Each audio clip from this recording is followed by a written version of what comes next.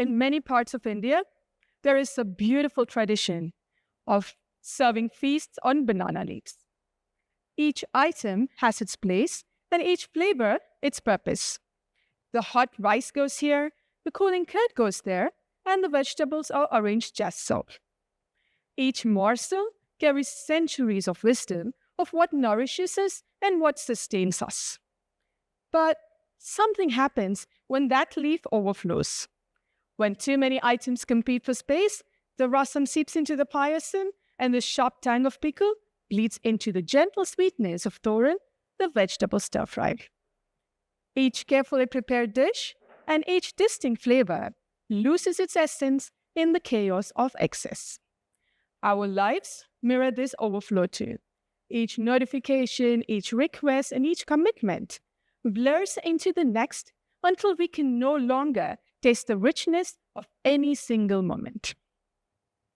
Our elders taught us never to waste food on our leaf, to take only what we can eat.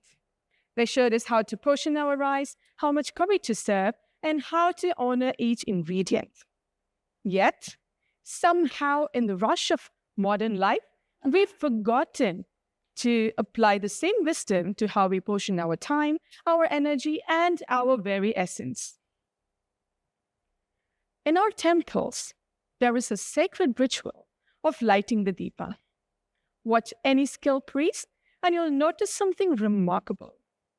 They don't rush to light every wick at once. They know that a lamp with too little oil and too many wicks serves neither the deity nor the devotee. Each flame requires its space to burn bright, to fulfill its purpose. Our grandmothers knew this too. Have you noticed how they portion their life or their day? They don't rush through their morning prayers to check their emails. Neither do they cut short their cooking to attend virtual meetings. They knew and understood that each item gets its time, its space, and its full attention. But we pride ourselves in multitasking, on saying yes to everything, on somehow fitting one more commitment to our already overflowing leaf. Every morning, across millions of households, women draw columns at their doorstep. They begin with simple dots, points of reference. Then, with practiced hands, they draw lines that weave and intersect.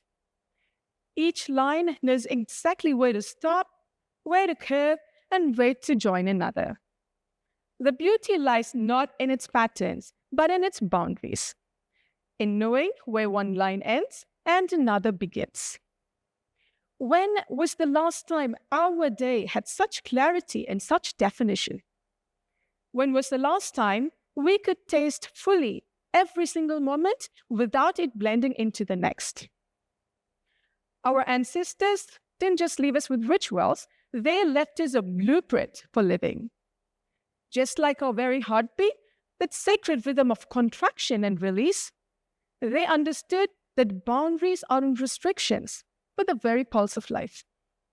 Without the careful orchestration of saying yes and no, of holding back and letting go, neither our hearts nor our lives would flourish. In their way of serving food, lighting the deepa, and drawing columns, they were teaching us something profound about these natural rhythms. They were teaching us to honor the spaces between things.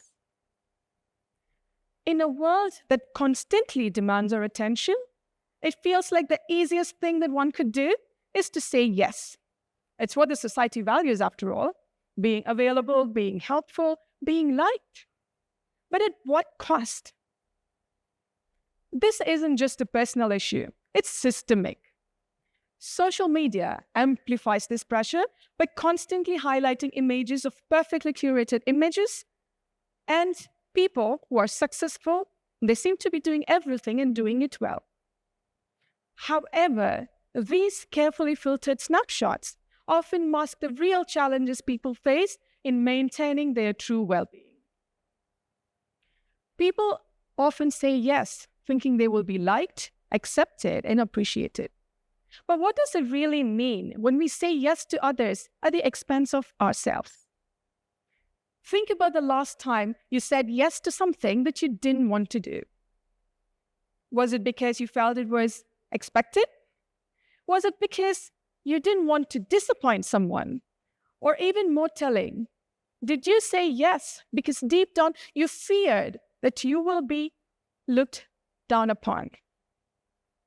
Our desire to gain approval and to avoid conflict often leads us to overcome it, which in turn results in burnout and resentment. The cost isn't just to our time, it is to our very sense of self.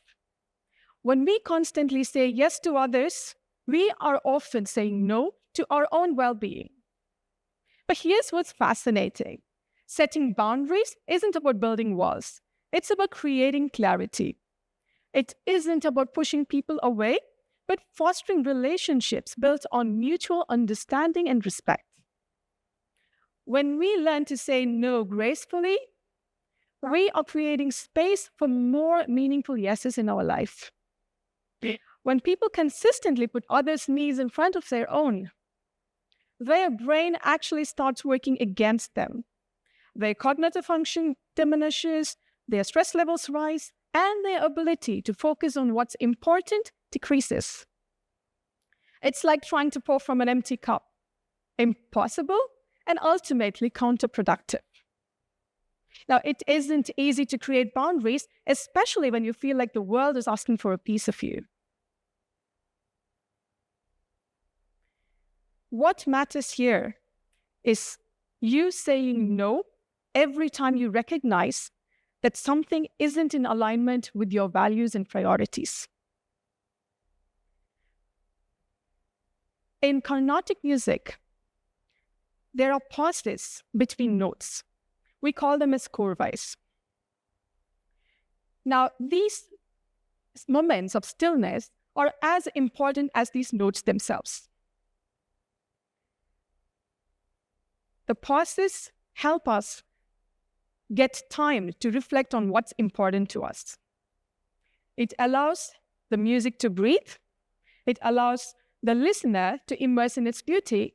And it also gives the artist time to reflect upon what's important to them. Now, just like how Corvvis add melody to a rhythm or meaning to it, we, when we take that time, can reflect and decide if those commitments are in alignment to what we truly want to do. Now, let's take Steve Jobs, for example, here. He didn't create Apple just by focusing on what others wanted him to do. He had to focus and guard his time fiercely so that he can create something that changed the world. However, his focus wasn't just about productivity. It was also about protecting his energy to do what truly mattered to him. Now let's think about a traditional South Indian filter coffee.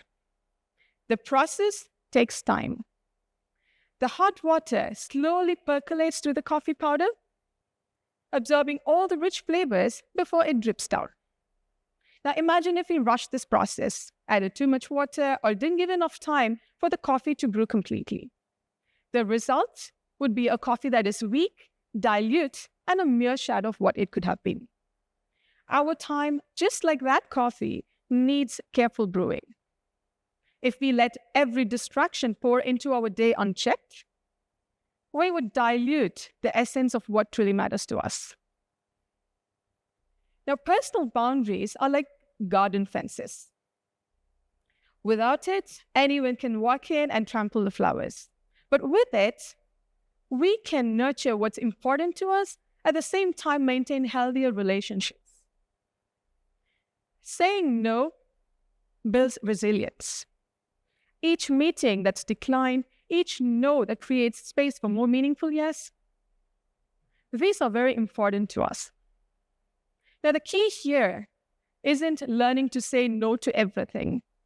It is about selecting what deserves a true yes from us. It isn't about limiting possibilities, but about creating space for what truly matters to us. When people align their commitments with their values, something remarkable happens. They find more energy, more creativity, and more joy in what they do. Standing up for oneself, protecting their time and energy, isn't selfish. It is essential.